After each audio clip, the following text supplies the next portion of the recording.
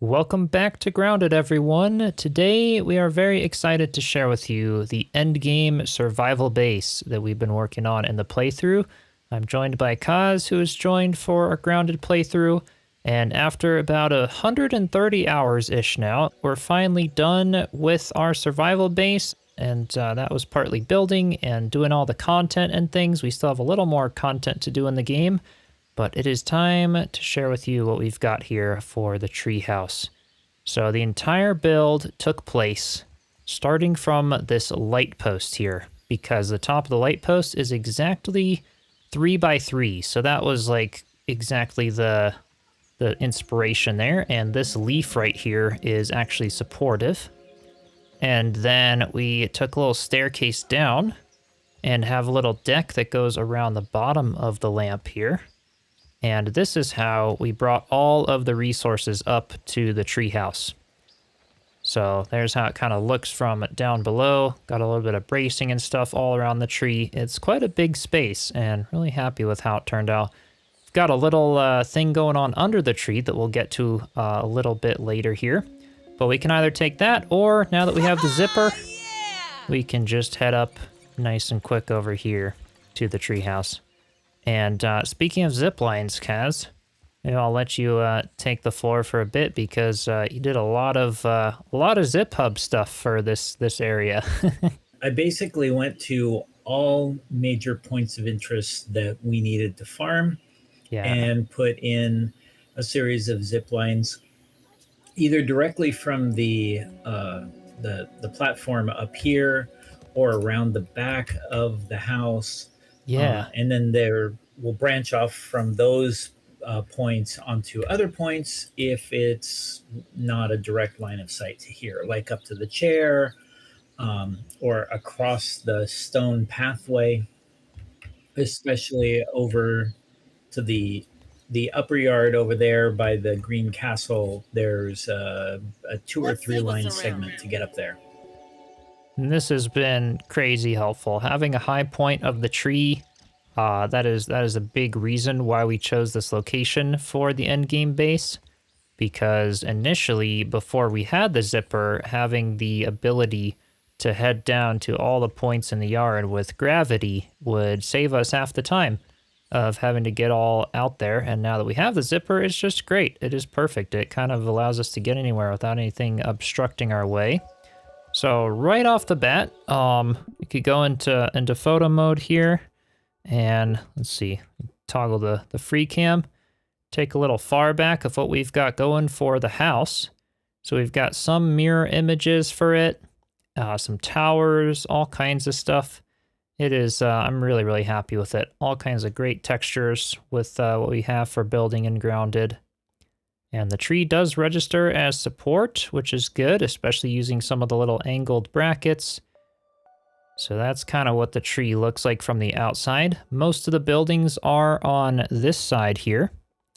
And that's kind of what we've done. The first building right here, being fairly central, is our storage building. And we really didn't need multiple rows of chests. We thought maybe we would need a few. But currently, this first row of chests has been enough, along with a bunch of pallets here. And then the second building right over here is another mirror image of this first building. And the lower floor of this one is just meant for pallets, which are all kind of empty because we did just kind of finish building and we still have a little bit of work to do. But yeah, that's all for pallets. And then they both have a walk around up front, so we can have a full deck wrap around here. And the back side is a bunch of resin or sap catchers there. And another zip line up here to get to where we had to brew the embiggening cocktail over there. That was really helpful to kind of make trips back and forth to get food and everything else. So that is a full walk around of the first floor. This last little bit here is the farms and pet houses. And this is, yeah, worked out really great. We've got a bunch of mussel sprouts going because that's been one of the most useful things for all the smoothies and all. And then another zip line to get out to some more places over there. Some of the dew catchers here. And then we have on every corner a staircase that goes up. And these go up to the second floor. And that's just kind of a little tower with a feather roof, finishing that off there. This wraps fully around another layer of even more farms, because again, those have been super useful, and any way to go down can take any one of the corners here. Nice back deck just for the view over here. Didn't have quite as much room, and like I said, most of the house is kind of on that side of the tree. So then we can use this to get into the upper level of these houses. We're currently in the one that sort of overlooks that half of the yard. And this one is fairly simple. This is just some extra storage space and stations. We've got another workbench, a bunch of drying racks there for leather, an extra oven for when we were doing all kinds of mushroom bricks, spinning wheels, all that good stuff. And then a very up top section where we have a little bee as a guest who somehow made his way into here. But yeah, this is where we got the organ, little chair, a termite clock, and been decking it out with a bunch of the bug mounts here. I love that thing. That's funny, the bees just made his way in here. And speaking of the bee, we do get some raids up here. So on the outsides of the doors, currently I have the tiger mosquito mount. And the mosquito raid is what we get most commonly. There's also the wasps. But yeah, mosquitoes we tend to trigger a lot, doing pinecone runs and everything for the roof. We want to do the roofs out of pine cones and then also the bases out of the mushroom brick to have as much durability as possible. But that way, we can just trigger that and go ahead and fight the mosquitoes off and have a mutation with the guard dog for the raids there. And they've been pretty manageable. We have had to make a bit of repairs and things when a raid happens, but since upgrading to the pinecone roofs and things, they haven't been able to get through too much, so I'd highly recommend the pinecone roofs there. They do look nice as well with the tree. You can kind of just jump up all the mushrooms and things. We are due for a mosquito raid, so yeah, right. we did do a lot of mosquitoes. Yeah, we were out getting some more pine cones or other things. Oh, we've got some stuff up here. I think this was from the bed, possibly, when we had one of the maybe dismantled. It all spawned up top. That's so probably what happened. I'll go and put the stems back here. Love the little feature of just hitting N and everything deposits into the chest. That is so nice. So yeah, I'll just take this up, and this is the sort of main base level that we spend most of our time on. We've got the fridge and table cooking station areas, all of the crafting areas back here, a single drying rack. So this was sort of the base part of things. A lot of the operations and things would happen over here. And a nice little deck and view over here with the hot tub, all that good stuff. Sometimes it's a little hard to get out of the hot tub, you notice, because I put that chandelier above it, and it makes for a slightly low ceiling there, but it does look really nice at night. I've got some sort of phased-in torches inside the walls here that shine through those little pallets and things. Looks really cool at night. So the upper level of this house is the bedroom. Yeah, nice little cozy bed up top. Got all of our trinkets in the middle chest, and then armor and weapon storage and everything kind of in the ones beside the bed. So good amount of comfort here, which is really great. And again, we still have a few other things to buy and do, but I think we've unlocked most of the recipes at this point. And yeah, very, very happy with this upper base section. So some of it's a little empty, still a little bit of clutter or things to do, but that also makes it easier to defend from raids, especially when the decks and things out here are fairly plain. You know, we could put more chairs or statues or all kinds of things, but yeah, this just gives us a lot of good space in order to deal with all those raids and things. So overall, yeah, I think this has been a perfect spot. We've been very happy being up here. And then after we finished this base, once we cleared out the wolf spiders down there, we cleared them out a couple times, and then also plugged up the haze and such, Kaz came up with the idea of why not build a little under area there, we have a friend right here. We do. That we have to take out right off the bat. Uh-oh, I gotta get my, my little spider skill on. All right. Really sick. So they will spawn outside of this, this little under tree house there. There we go, took care of that one. And the only negative is since we plugged up the haze, and this is the reason why we're doing this build last, because it's a an end game area, because we have, apologies for the view here since I'm poisoned, it'll look a little funny there. We have an infected wolf spider friend that will spawn in down here sometimes that we have to take care of. And unfortunately, that we can't get to go away. No matter how many things we put down here, every few days we have an infected wolf spider that'll spawn in here. So we do not advise you guys to plug up the haze and build under here unless you're ready to take care of that infected wolf spider all the time. But as soon as I have no more poison, I'll take you guys on a little tour of kind of what we got going down here. Yeah, I think we haven't really minded taking out the infected wolf spider. It seems to go pretty quick with our end game stuff. Yeah. So yeah, this is the game room. We had a high ceiling. We were thinking what we could do down here that kept it fairly empty to battle the infected wolf spider sometimes.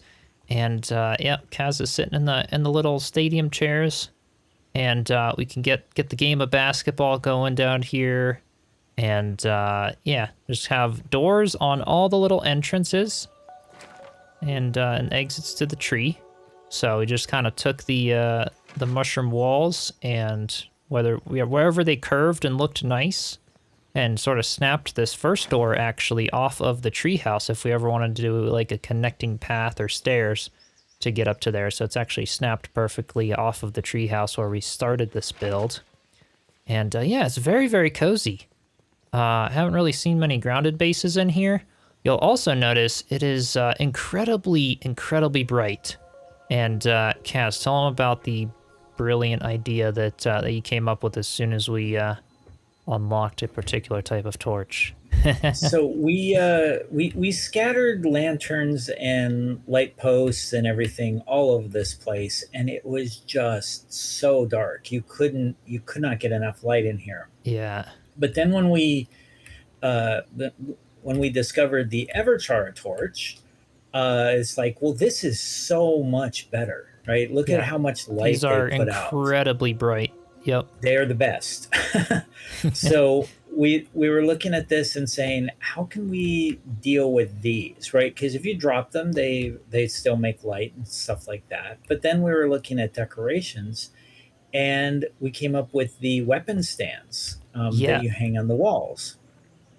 And what we discovered is that you can put an Everchar torch on a weapon stand. It still glows, and it loses absolutely no durability. Yeah, which is great. So, it only loses durability when it's pulled out in your inventory. So all up here, right above where Kaz is, all around, we don't actually have one in here, but all of this light, I'd say 99% of the light in this entire area is coming from these 3 Everchar torches that are on the item stands, and they don't lose durability when they're on the item stands. So it is just incredible. Actually, Kaz, we should take the torches out and show how dark it is without them here. So that's just the 2 on that side and the 1 there. So yeah, even with all of our torches and lights that we have, so we have enough to see down here. Very, very different though. It's incredible how much light these give. You would think with the torches there, braziers, that would be enough because they look really bright, but they're nothing. They're really nothing. They just look really cool. So those are the mant braziers underneath and 2 torches on both sides of the wall. They have 3 light sources all in one place, reflecting on the angle of the mushroom bricks, so that we can at least have a little more light down here. They look pretty and decorative and all. But yeah, I thought that was incredible. So good thinking there, Kaz, and maybe other people will find that a useful tip for lighting up spaces in a crazy efficient way. Yeah, I And hadn't seen anybody else do that, on other guides. I'm sure yeah, somebody's discovered it, but yeah, yeah, it's that was awesome. We've got our little door out to the lab here to make for real quick questing and all of that, which works out well. And then the second level, it's a little empty in here. This was, like we said, the newest venture that we decided to do when the treehouse was complete with some of the extra materials and such. So maybe like a little concession stand over here and an upper area balcony to watch the games down there. And again, all this light bouncing off the ceiling and everything's just coming from these torches, which is just awesome. we're thinking about building a skybox up Oh here yeah, because on that's this the side. best view of the basketball court. Also, when our wolf spider comes in, we're thinking about maybe some gladiatorial games. So Right? Yep, yep. To be able to fight the infected wolf spider in the arena too, so it fits up perfectly. right, That is true. Yep. And then a very, very cozy upper level. And just look at how much ambient light is just shining through the floor again from those Everchar torches. We don't have a single light source except for the fireplace up here. And this is maybe like the VIP room or something. Some extra beds, super cozy. And this can even access some of the storage from the treehouse base, because on this corner here, we're very close to our treehouse base. And I love how it's like flat up here and kind of in the roots, a very, very cozy spot. So yeah, if you guys don't mind taking out the infected wolf spider, it is one heck of a cool place to build. And we were able to just build some furniture in this corner, build it from the materials in the chest of the treehouse, and then kind of just relocate it elsewhere within this bottom section that we wanted to locate it to. So that ended up working out really well. we were thinking about putting the the floor, the woven floor up here, but that Yeah, would have mixed in too much. So the green really pops up here. yeah, that The is true. contrast is really nice. And so every floor, I mean, one of the things about Grounded was everything was green and brown. And so you kind of have to think about that. Like this tan Yeah, floor contrasting with the green floor and the white mushroom bricks and everything. It worked right. out pretty well. Yeah, I'd say so. Cause yeah, we were thinking, yeah, this burr floor for the very top, but that green really reflects that light and allows it to also be a little translucent to pass through for the upper level, and gives Yeah. this room some color, which I think with the brown tree and things, yeah, it's definitely a nice thing to have there. So yeah, some cool block choices and definitely a cool idea to do some builds and stuff underneath the tree, since we were already kind of doing the tree base here. And if we're hanging out down there and stuff, the wolf spider doesn't seem to spawn in. It's mostly like if we're up at the tree in the tree house for a few days and don't pay attention to the lower level or something, it'll spawn in there. But like I said, not a huge deal, and we can take care of it pretty quick. Oftentimes they'll just kind of glitch into the wall anyway and stuff. This is a good chance to see the build at night here. Yeah, some nice lighting, real cozy spot. And I don't know if I'd want to do like crazy bigger than this in Grounded. I think for dealing with raids and stuff, this does seem like kind of the perfect size for us to manage.